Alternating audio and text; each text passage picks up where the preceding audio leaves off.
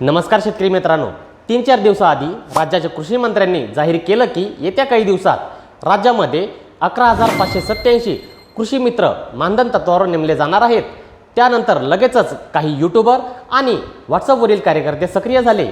त्यातीलच एका व्हिडिओमध्ये काय सांगण्यात येत आहे ते आधी बघूया।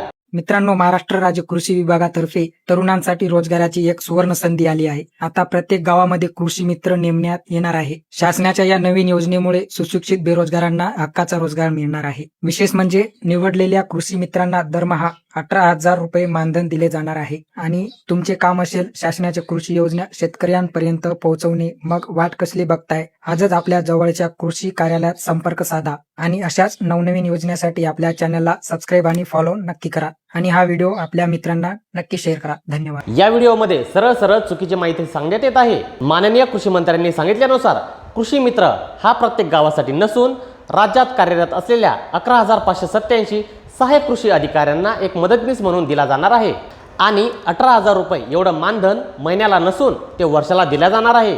याविषयी बऱ्याच गोष्टीसाठी वरिष्ठ पातळीवर अजूनही चर्चा सुरू आहेत आणि यासाठीची निवड प्रक्रिया अजूनही सुरू झालेली नाहीये। आता हा व्हॉट्सअपवरील मेसेज बघा।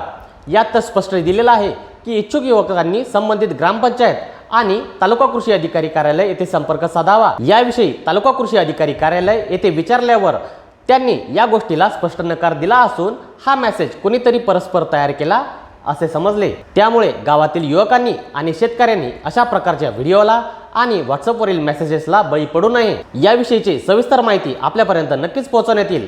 त्यासाठी कृषी शास्त्र चॅनलला सबस्क्राईब करा आणि बेल आयकॉनवर क्लिक करायला विसरू नका, जेणेकरून नवनवीन व्हिडिओचे अपडेट्स आपल्यापर्यंत पोहोचतील। धन्यवाद। जय जवान, जय किसान।